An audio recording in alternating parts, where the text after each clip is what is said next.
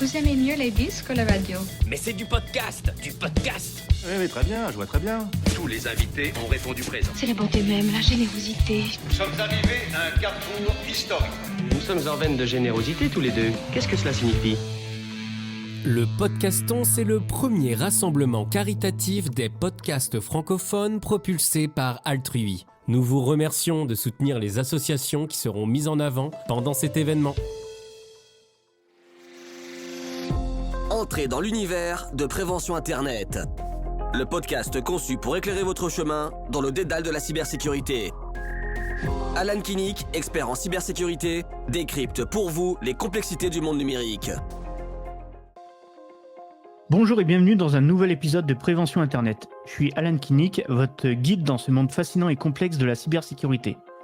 Aujourd'hui, nous allons explorer les mystères et les dangers qui peuplent Internet, mais avec un éclairage tout particulier. Vous le savez peut-être déjà, mais nous sommes en plein cœur de la semaine du Podcaston. Pendant 7 jours entiers, plus de 300 animatrices et animateurs de podcasts, passionnés par leur sujet, se réunissent pour célébrer et mettre en avant le monde associatif, ses valeurs et ses nombreuses contributions à notre société. Dans cet esprit de partage et d'engagement, Prévention Internet est fière de participer à cette initiative et c'est pour moi une opportunité de mettre en lumière les efforts remarquables réalisés dans le domaine de la cybersécurité pour protéger les utilisateurs en ligne, et qui dit protection dit aussi sensibilisation et éducation. C'est pourquoi dans cet épisode spécial du Podcaston, j'ai le plaisir d'inviter une association qui œuvre sans relâche pour la promotion de la diversité et de l'inclusion dans le monde de la cybersécurité, le Cercle des femmes dans la cybersécurité. Et pour en parler, je suis en compagnie d'Éléonore Garot, la vice-secrétaire de l'association. Bonjour Éléonore. Bonjour, merci beaucoup pour votre invitation. Avec plaisir. Pour commencer, pouvez-vous nous présenter déjà le Cercle des femmes dans la cybersécurité et nous expliquer en quoi consiste votre mission principale? Absolument. Donc en fait, le CEFSIS est une association qui a été créée en 2016 et qui a rapidement connu une forte visibilité en France. Donc en fait, voilà, mon objectif à l'heure actuelle, c'est de partager un petit peu notre vision, nos aspirations pour étendre justement notre impact à l'échelle européenne, mais aussi à l'échelle internationale. Donc en fait, on est vraiment sous la direction inspirante de notre présidente et fondatrice, le docteur Nassira Salban. Et en fait, depuis sa création, le CEFSIS a connu une croissance assez remarquable. On est fiers d'annoncer aujourd'hui qu'on compte désormais plus de 500 membres à l'échelle française, mais également à l'échelle internationale. Et on a également établi des partenariats solides avec des entreprises qui partagent la même vision que nous. Et donc aujourd'hui, notre mission principale, c'est vraiment promouvoir et faire progresser justement la présence, le leadership des femmes dans les métiers liés à la cybersécurité. Comment est née l'idée de créer une association dédiée au renforcement de la présence des femmes dans ce secteur-là? En fait, notre présidente, docteur Nassira Salban, ou docteur en informatique, à ses débuts, a été confrontée au fait que peu de femmes sont présentes dans cette filière. Donc, en fait, elle a décidé d'aller voir ses amis et collaborateurs masculins pour justement soutenir son initiative de créer le CEFSIS dans le but d'augmenter le pourcentage de femmes liées à la cybersécurité. Et en fait, c'est vraiment de cette manière, finalement, que notre association a été pionnière sur les sujets d'inclusion en cyber. Alors moi, je le vois parce que justement, j'enseigne en cybersécurité dans les écoles supérieures. Et en général, alors je vais avoir déjà des petits groupes, ça va être pas plus de 10-15 élèves. Mais sur les 10-15 élèves, je vais avoir peut-être 1 ou 2 filles. Comment vous, justement, à travers l'association, vous faites pour contribuer au fait que les filles doivent s'engager dans la cybersécurité et doivent ne pas avoir peur, justement, de cette présence, entre guillemets, masculine? Donc en fait, nous, à l'heure actuelle, on a vraiment 4 objectifs principaux au sein de notre association. Donc en fait, le premier, ça va être de sensibiliser, c'est-à-dire en fait de vouloir augmenter la prise de conscience parmi les entreprises, parmi les partenaires, mais les recruteurs également, quant en fait à l'importance de l'égalité entre les sexes qui contribue finalement à accroître la présence et l'influence des femmes. Ensuite, on a pour deuxième objectif d'éclairer. Donc là, c'est notamment le grand public, en particulier les jeunes, les sensibiliser à la cybersécurité pour promouvoir la protection, l'éducation, pour une utilisation du numérique quand même plus sécurisée, mais également les motiver à travailler dans ce secteur. Ensuite, on a pour troisième objectif de former. Donc là, ce serait vraiment fournir des formations gratuites pour accompagner justement les femmes grâce à un programme de mentorat, les soutenir dans leur recherche d'emploi. Mais c'est important de noter que nos formations et nos mentorats sont également ouverts aux hommes. Et enfin, on a pour dernier objectif justement de promouvoir. Donc là, c'est vraiment encourager la reconnaissance du potentiel féminin en mettant en valeur les compétences des femmes à travers justement des groupes de travail, des publications, des newsletters et beaucoup d'autres justement activités diverses et variées. En fait, on est quand même pertinemment conscient qu'on est dans un secteur qui est majoritairement masculin. Donc en fait, nos motivations, c'est vraiment de promouvoir la diversité, l'égalité des genres et également lutter contre la pénurie de talents à l'heure actuelle. Pourquoi, à votre avis, il y a si peu de femmes qui souhaitent s'engager dans la cybersécurité? De ce que j'ai pu constater, en tout cas, c'est qu'il y a différents défis auxquels les femmes sont confrontées, notamment les stéréotypes de genre qui persistent beaucoup à l'heure actuelle en cybersécurité. Donc nous, en fait, notre objectif, c'est vraiment de s'attaquer à ces stéréotypes dans la sensibilisation au public, en démontrant que la cybersécurité, non, ce n'est pas réservé à un genre en particulier, mettre justement en avant des diversités de profils pour réussir dans ce domaine et favoriser l'émergence de nouveaux talents féminins. Après, il y a un autre aspect, c'est justement la sous-représentation des femmes dans le domaine de la cybersécurité, mais c'est tant au niveau des études que des postes professionnels, ce qui peut bien évidemment limiter leurs impacts et leurs influences. Et aussi, c'est quelque chose qu'on a constaté, c'est le manque de modèles féminins, dans le sens où l'absence de modèles féminins justement dans des postes à haut niveau dans la cybersécurité peut justement décourager les femmes à aspirer un peu à des rôles de leadership, de prendre part activement dans ce secteur. Donc en fait, nous vraiment ce qu'on veut faire, c'est créer un écosystème favorable à l'épanouissement professionnel des femmes. Est-ce que vous n'avez pas l'impression, enfin moi c'est l'impression que j'ai eue justement quand j'ai remarqué qu'il y avait si peu de femmes, ne serait-ce étudiantes en cybersécurité. Est-ce qu'il n'y a pas en quelque sorte un peu le syndrome de l'imposteur où justement les femmes se disent ben, je suis peut-être pas fait pour ça, ou alors c'est vraiment un métier pour les hommes, donc j'ai rien à faire entre guillemets ici, et du coup bah, elles se dévalorisent et bah, par conséquent elles abandonnent peut-être leur projet de s'engager dans alors soit dans un milieu de la tech ou alors même en cybersécurité. En effet, ça, le syndrome de l'imposteur, c'est quelque chose qui est quand même qui impacte beaucoup justement les femmes dans le fait de finalement ne pas forcément avoir la volonté d'aller jusqu'au bout, comme vous l'avez justement dit. Et donc en fait, l'objectif de notre association, c'est tout cet aspect de sensibilisation et ce dès le plus jeune âge pour leur dire que oui, c'est possible. Regardez les rôles modèles, regardez les étudiants, regardez les étudiantes, regardez le nombre de femmes qu'il y a à l'heure actuelle. Ce n'est pas parce que vous pensez que vous n'en êtes pas capable ou pire, peut-être qu'on vous l'a dit, qu'en fait, finalement, ce n'est pas possible. Est-ce que vous avez observé une évolution dans la perception et la présence des femmes dans le secteur de la cybersécurité depuis la création de votre association? Alors oui, on a constaté une augmentation, donc ça nous fait très plaisir, mais le chemin est encore très long. Il y a quelques années, on était encore à 11% de femmes en cybersécurité. Maintenant, quand on regarde les différents articles, mais également les différentes statistiques, on arrive à peu près à 14% de femmes en France en cybersécurité, donc qui, pour nous, semble complètement dérisoire. Il faut continuer à aller au-delà, continuer d'aller faire des actions pour justement que ce nombre puisse augmenter. Et vous, au sein de votre association, déjà, c'est un bureau 100% féminin? Non, en fait, nous, justement, notre objectif, c'est de promouvoir, certes, le leadership des femmes, mais également à travers, avec les hommes dedans. Donc, c'est pour ça qu'il peut y avoir des mentors hommes. Les hommes sont justement les bienvenus en fait dans notre association parce que eux aussi finalement sont concernés de travailler. Enfin, c'est leurs collègues également qui sont concernés. Alors tout à l'heure, on parlait voilà, du syndrome de l'imposteur.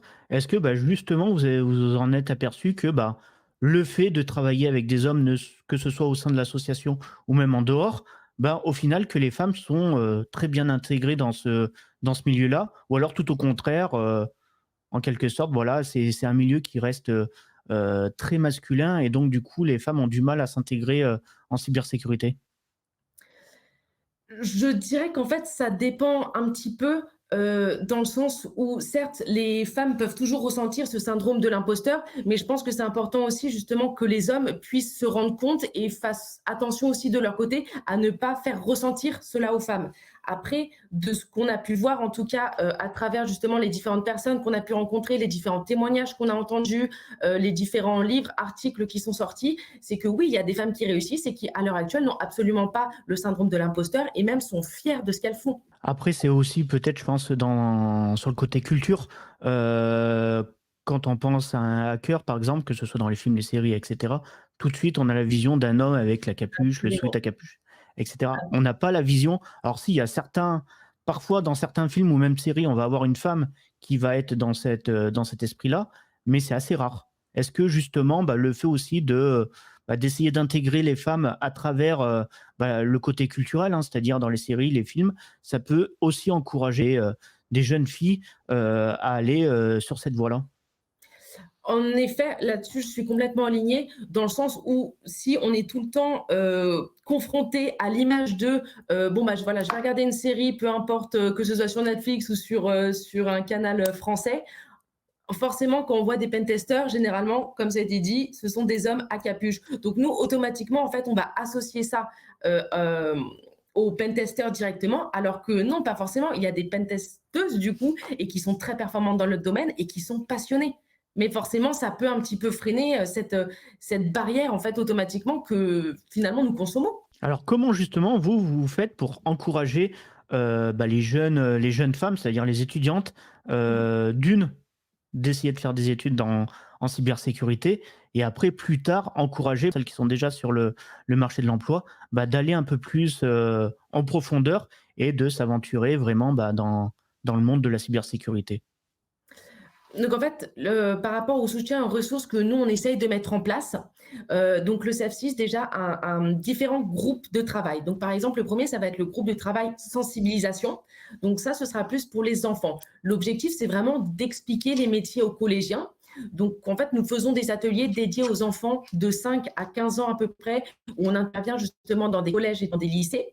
C'est vraiment une sensibilisation orientée plus grand public, notamment justement un petit peu expliquer aux enfants l'usage et la sécurité du numérique, mais également de rendre les personnes plus sensibilisées, plus cyber-responsables dans leur usage du numérique. Ensuite, on a un deuxième groupe de travail, qui est le groupe de travail, le mentorat, qui se divise en fait en deux parties. Donc la première, c'est le mentorat individuel, donc avec 4 thématiques différentes. Donc on a tout ce qui va être lié à la gouvernance, le management de projets en cybersécurité, acquisition de compétences techniques et l'accompagnement dans le cadre de recherche de stages, d'emploi, préparation aux entretiens. Et ensuite, on a une deuxième partie qui est le mentorat groupé. Donc là, c'est vraiment destiné aux écoles. Et donc là, l'objectif, ça va être justement d'aider les étudiants à refaire le CV, passer des entretiens de manière très efficace, comprendre le marché justement de la cybersécurité, comment ça se passe, les actualités. Et c'est environ des sessions en tout, vous avez 5 sessions sur une durée à peu près de 2 mois. Et on a un autre groupe de travail qui est donc le groupe de travail formation. Donc là, ce sont avec nos différents partenaires et qui sont à destination justement exclusivement de nos membres, tout comme le mentorat. Si une entreprise souhaite devenir partenaire de votre association, est-ce que c'est possible et si oui, comment? Absolument. En fait, il suffit tout simplement de nous envoyer un mail à l'adresse partenariat@cef6.fr. Et ensuite, donc la mise en relation se fera automatiquement avec la représentante du groupe de travail partenariat. Et là, actuellement, vous avez combien d'entreprises partenaires? Alors, actuellement, en fait, on a plusieurs entreprises. C'est-à-dire qu'on a 29 partenaires en 2023, dont 4 écoles. D'accord. Réunis sur toute la France? C'est ça, exactement. Et est-ce que, par exemple, il y a une région qui se détache le plus ou pas forcément? À l'heure actuelle, une région qui se détache forcément un petit peu le plus, c'est l'Île-de-France. Mais c'est important de noter aussi que nous, on a vraiment pour objectif justement de promouvoir toutes nos actions en France et donc dans nos régions. Donc, par exemple, pas plus tard qu'aujourd'hui et demain, il y a le forum AMUSEC, justement, Aix-en-Provence, Marseille, où nous sommes présentes. Mais également, il y a 2 mois ou 1 mois à peu près, on s'est rendu à Mulhouse avec justement un de nos partenaires pour sensibiliser dans les écoles. Quand vous me parlez d'écoles, c'est des écoles supérieures ou alors ça va être des écoles type collège-lycée? Les 2, justement. On fait vraiment tout. D'accord. Et sur les écoles supérieures, uniquement en cyber ou vraiment sur tout Oui, type de vraiment beaucoup thématique? plus orienté cyber, école ingénieur. En sachant que, j'ai l'impression aussi que de plus en plus d'écoles commencent aussi à consacrer, que ce soit un ou plusieurs modules, à la cybersécurité, que ce soit alors des écoles bien sûr qui sont spécialisées dans le domaine ou qui sont spécialisées dans le numérique, mais aussi par exemple des écoles du type école de commerce ou des choses comme ça, qui vont justement aussi promouvoir, on va dire, et enseigner la cybersécurité? Parce qu'au final, ça va être la cybersécurité et se protéger de tous les dangers du web, c'est vraiment quelque chose qui est actuel et qui, malheureusement, sera toujours présent dans le futur. C'est ça, absolument. Je peux moi-même du coup témoigner de mon expérience. En fait, actuellement, du coup, je suis étudiante à HEC Paris et j'ai découvert justement la cybersécurité à HEC grâce à un cours justement qui m'a été enseigné. Et suite à ça, j'ai vraiment voulu creuser le sujet parce que ça m'a beaucoup intéressée. Et ensuite, j'ai rejoint le CEF6. Mais s'il n'y avait pas eu ce module, s'il n'y avait pas eu cette formation, moi aussi, je me serais dit, je ne peux pas intégrer ce secteur, c'est que pour les profils techniques, c'est que pour les ingénieurs, je n'ai pas ma place. Alors qu'en fait, peu importe notre parcours, peu importe notre profil, peu importe éventuellement le métier qu'on a pu faire avant, dans tous les cas, tout le monde peut trouver sa place dedans. La cybersécurité, c'était quelque chose qui vous avait attiré avant ou pas forcément? Honnêtement, pas du tout parce que je ne connaissais pas. En fait, pour moi, la cybersécurité, j'étais vraiment dans le cliché de ce sont les pentesters, ils sont derrière leur ordinateur. Et en fait, j'ai découvert que pas du tout. J'ai découvert qu'il y avait différents types de métiers, que ça pouvait aller de la gouvernance. Il y a toujours bien évidemment les profils techniques, mais il y a également tout l'aspect légal à prendre en considération. Et c'est des métiers que si on ne le sait pas, on ne peut pas forcément s'en douter. Et vous, personnellement, plus tard, est-ce que vous allez vous orienter plus vers un métier de la cybersécurité ou est-ce que la cybersécurité va rester sous forme de passion, entre guillemets? Je suis convaincue justement que je vais intégrer le secteur de la cybersécurité. Pour le moment, justement, au vu de mes études, au vu de mes connaissances et de mes compétences, j'ai plus un profil lié à la gouvernance. Quel changement aimeriez-vous voir dans l'industrie de la cybersécurité concernant l'égalité des genres et la diversité dans les années à venir? Nous, à l'heure actuelle, en fait, ce qu'on aimerait voir, c'est une réelle parité dans les entreprises, mais également justement dans les événements majeurs. En fait, l'objectif, c'est vraiment que les femmes puissent compléter les prises de parole autour des tables rondes, autour des différentes conférences, parce qu'on peut en tout cas voir aujourd'hui que les hommes sont quand même très mis en avant. Et malheureusement, les femmes un petit peu moins sur une table ronde de 5-6 personnes. Peut-être qu'il n'y aura qu'une ou deux femmes, si ce n'est justement zéro. Est-ce qu'un particulier peut devenir aussi, peut adhérer à l'association ou est-ce qu'il doit être, par exemple, forcément dans le milieu de la cyber? Alors en fait, non, bien évidemment qu'un particulier peut nous rejoindre. Il n'a pas forcément besoin de venir du métier de la cybersécurité. C'est-à-dire que nous, en fait, ce qu'on essaie de promouvoir, c'est le fait de, si vous rejoignez notre association, en devenant membre, de toute façon, vous participez à notre cause à travers justement les différents réseaux sociaux, lors des événements, mais également dans tout ce qui va être lié au cercle professionnel. Et l'objectif, c'est vraiment d'apporter cet aspect de sensibilisation auprès des personnes et de l'importance de l'inclusion des femmes en cybersécurité. Alors tout à l'heure, vous m'avez parlé de ressources. J'ai vu sur votre site internet qu'on pouvait notamment retrouver, ne serait-ce des ouvrages. Absolument. Donc en fait, il y a en 2023, on a sorti donc le 2e livre, Je suis une femme et je travaille dans la cybersécurité. Et donc en fait, l'objectif de cet ouvrage, c'est de mettre en avant, de mettre en lumière un petit peu les différentes cyberwomen et comme je le disais justement, avoir des rôles modèles inspirants. Et donc l'objectif, c'est aussi de créer des événements de rencontre avec ces personnes à travers des dédicaces de livres, mais aussi que justement ces différentes cyberwomen puissent un petit peu présenter plus en détail leur parcours, donner des conseils. Et en fait, voilà, l'objectif, c'est vraiment non seulement d'expliquer et de mettre en avant la diversité de talents qu'il peut y avoir parmi nous, mais aussi l'impact positif que nous, en tant que femmes, on peut avoir dans un secteur qui, encore une fois, peut paraître un petit peu comme masculin. Et est-ce que vous pouvez partager avec nous des témoignages justement ou des histoires de femmes qui ont adhéré à votre association et qui par la suite ont réussi à s'intégrer pleinement dans le milieu de la cyber? Bien sûr, mais en fait, c'est vrai qu'on pense à toutes les femmes qui ont bénéficié justement du programme de mentorat et qu'on a vu réussir et s'épanouir, puis ensuite revenir vers nous pour nous aider activement. Je pense notamment à la représentante du GT Mentorat, donc Séverine Demarque, qui, elle, justement, après avoir été elle-même mentorée, a pu ensuite intégrer le secteur de la cybersécurité et ensuite maintenant est revenue vers nous pour justement nous aider et à continuer dans nos actions. Et on se rend compte à l'heure actuelle qu'on a de plus en plus en fait de messages de soutien qui nous motivent justement à continuer nos actions, de pas même tout simplement des parents qui incitent leur enfant en fait à rejoindre la filière de la cybersécurité. Et comme l'ouvrage justement a été mentionné, c'est un livre qui a été vendu et qui est lu un petit peu dans toute la France et même au-delà. Et l'objectif, voilà, c'est vraiment créer des vocations qui inspirent de nombreuses femmes, même en reconversion, et également des étudiantes. Alors, vous me parlez de mentorat. Le mentorat, c'est pas uniquement des hommes qui vont former des femmes, entre guillemets, mais ça peut être également des femmes qui vont aussi accompagner des hommes dans la cybersécurité. Exactement. Et donc ça, je peux témoigner, enfin, j'ai moi-même été mentorée. Donc voilà, comme j'ai dit justement avant, je n'ai pas du tout un profil cybersécurité classique, si je puis dire. Donc je ne savais pas trop vers quoi m'orienter. Donc j'ai décidé de suivre le programme de mentorat. Donc ensuite, j'ai été suivie, j'ai été aiguillée un petit peu dans mon orientation, préparer les entretiens, voir comment justement ça allait se passer au fur et à mesure. Et bien évidemment, vous pouvez être mentoré par un homme, comme un homme peut lui se faire mentorer. Et justement, ce programme de mentorat, il dure combien de temps à peu près? Le programme mentorat individuel dure à peu près 4 mois.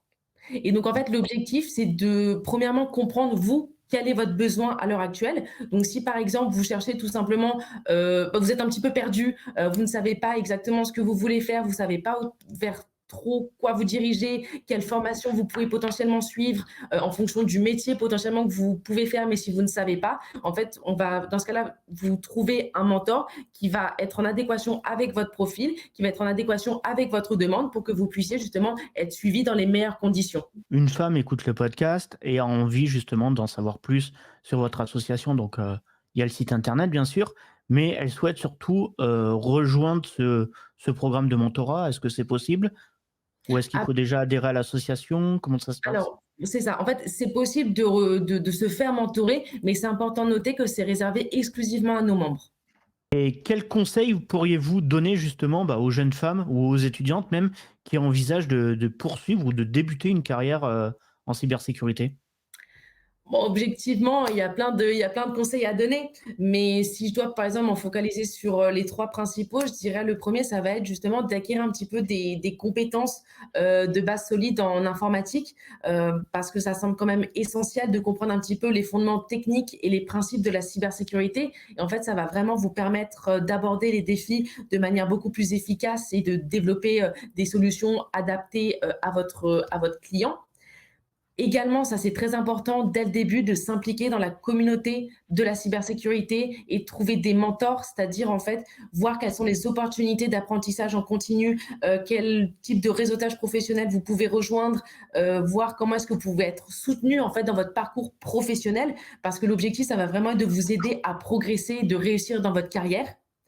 Et également, un élément qui me semble essentiel, c'est le fait de faire beaucoup de veille. Pourquoi? Parce que finalement, la veille, c'est ce qui va vous permettre de rester à jour sur toutes les normes de sécurité, les réglementations, les meilleures pratiques, et c'est surtout comprendre les enjeux actuels, mais futurs. Tout à l'heure, vous m'avez parlé justement d'intégrer un peu la communauté, c'est-à-dire voilà, une personne qui souhaite en savoir plus sur la cybersécurité, voilà, qu'elle cherche un peu à intégrer la communauté. Alors rejoindre votre association, ça peut être une première idée, mais est-ce que justement vous pouvez nous donner deux, trois conseils par exemple, de sites à suivre ou d'actions à faire? Là-dessus, oui, il y a différents types de choses qui peuvent être faites. Donc la première, en fait, je dirais tout simplement, ça peut paraître la plus simple, mais c'est de se rendre aux différents événements qui ont lieu. C'est-à-dire que si on prend des événements majeurs en cybersécurité, par exemple le FIC, le hack, il y a des événements justement qui sont faits pour ça, ou même si vous ne savez pas, allez à la rencontre des personnes, posez-leur des questions et essayez de comprendre un petit peu l'écosystème. En plus, après, vous pouvez faire bien évidemment de la veille sur différents types de sites internet. Il y a également beaucoup de chaînes YouTube pour ça, donc qui sont vraiment très bien, qui permettent de vulgariser aussi le côté un petit peu technique, mais aussi vulgariser justement différents types de thématiques en cybersécurité, qui permettent d'un petit peu mieux comprendre les enjeux. Et vous, personnellement, alors voilà, vous nous avez dit tout à l'heure que justement la cybersécurité, c'était pas un domaine premier pour vous, mais qu'est-ce qui vous attire là-dedans? Qu'est-ce qui vous a attiré? Qu'est-ce qui vous attire Alors moi, encore en fait, ce que actuellement? j'adore justement dans la cybersécurité, le premier, ça va être, ce côté un petit peu de pensée critique, de résolution des problèmes, parce qu'il y a toujours une capacité un petit peu à analyser les différentes menaces de sécurité, identifier les vulnérabilités, toujours essayer de proposer justement des solutions efficaces. Pour moi, la cybersécurité, c'est vraiment allier la curiosité, allier la passion, pour toujours cet apprentissage un petit peu continu parce que enfin, je pense qu'on est pertinemment conscient que justement la nature des menaces est constamment en évolution et c'est important justement d'être très curieux, de rester constamment à jour sur les nouvelles technologies, sur les différents types de tendances en matière de sécurité et aussi ce côté intégrité et éthique parce qu'en raison justement de l'accès aux données sensibles et aux systèmes critiques, c'est très important d'agir avec intégrité, de respecter les normes éthiques les plus strictes en matière justement de confidentialité d'informations. Mais aussi, ce que j'aime beaucoup, et c'est ce que je disais tout à l'heure, c'est cette communauté de partage.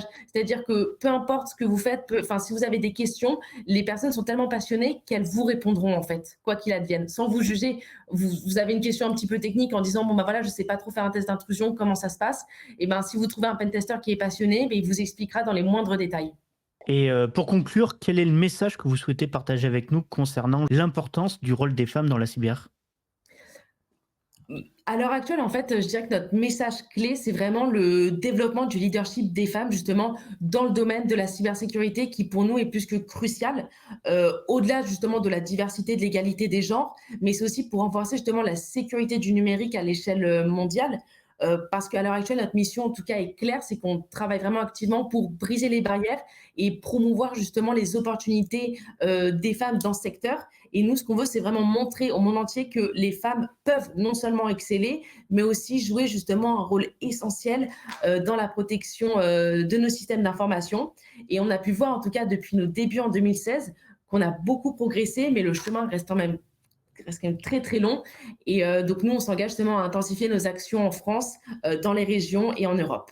Un petit mot, donc du coup, si on veut en savoir plus sur l'association, vous rejoindre, etc., on peut vous retrouver sur votre site internet. Absolument. Donc, on est très présent également sur les réseaux sociaux. Et si vous voulez tout simplement adhérer à l'association, donc il y a deux possibilités. La première, ça peut être de nous envoyer un mail sur notre adresse principale. Donc, c'est contact@cefsis.fr. Donc là, si vous avez besoin de plus d'informations, plus de documentation, on sera ravis de répondre à vos questions.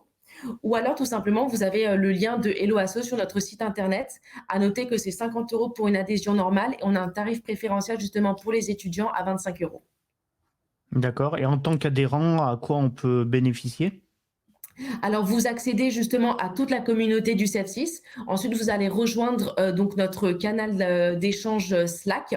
Et ensuite, vous pouvez avoir accès justement à tous nos événements, les formations, les sensibilisations, nos webinaires, nos masterclass, nos mentorats. En fait, vous avez accès à toutes les ressources du CEF6. Si on veut en savoir plus sur les prochains événements que vous allez organiser, on peut peut-être le découvrir sur le site? Absolument. Donc, en fait, vous avez tout notre agenda justement des prochains événements à venir, mais également des événements passés. En tout cas, pour le mois d'avril, qui semble déjà assez complet. Donc, on fait différents événements justement en région. Donc, par exemple, on a un afterwork dans les locaux de notre partenaire Orange Cyberdéfense. On va également être présent au salon S3C où notre présidente, justement, le docteur Nassira Salvan, est marraine de l'événement. On sera également présent au FIC la semaine prochaine. Merci en tout cas, merci d'avoir répondu à notre invitation. Cet épisode spécial touche à sa fin. J'espère sincèrement que vous l'avez apprécié, autant que nous avons pris du plaisir à le partager avec vous. Cela a été l'occasion unique de mettre en lumière le travail réalisé par le Cercle des femmes dans la cybersécurité. Je vous encourage vivement à visiter le site du Podcaston sur le www.podcaston.org pour découvrir les efforts d'autres associations à travers d'autres podcasts. C'est une excellente manière de soutenir la cause qui vous tient à cœur et de vous informer et pourquoi pas de vous engager davantage. Si vous avez été inspiré par les actions et les missions du Cercle des femmes dans la cybersécurité, je vous invite à visiter leur site internet sur le www.cefis.fr, CEFCYS.fr, que ce soit pour faire une promesse de don, devenir membre ou simplement pour en apprendre davantage sur leurs actions. Votre engagement, qu'il soit grand ou petit, fait une différence significative dans la poursuite des objectifs de la diversification et d'inclusion dans le monde de la cybersécurité. Je tiens à vous remercier encore une fois pour votre fidélité. Rendez-vous très bientôt pour un nouvel épisode où nous continuerons à explorer et à comprendre et à éduquer les enjeux cruciaux de la cybersécurité. Restez connectés, restez informés et surtout restez en sécurité. Entrez dans l'univers de Prévention Internet. Le podcast conçu pour éclairer votre chemin dans le dédale de la cybersécurité. Alan Kinnick, expert en cybersécurité, décrypte pour vous les complexités du monde numérique. Sa mission ? Vous équiper pour que la navigation sécurisée devienne une seconde nature à travers des interviews avec des spécialistes et des conseils pratiques immédiatement applicables. Abonnez-vous pour renforcer vos défenses numériques et naviguer en toute confiance. Prévention Internet. Plus qu'un podcast, c'est votre bouclier dans le monde digital. Retrouvez tous les épisodes ainsi que des conseils pratiques, des études de cas et des guides complets sur prévention-internet.fr.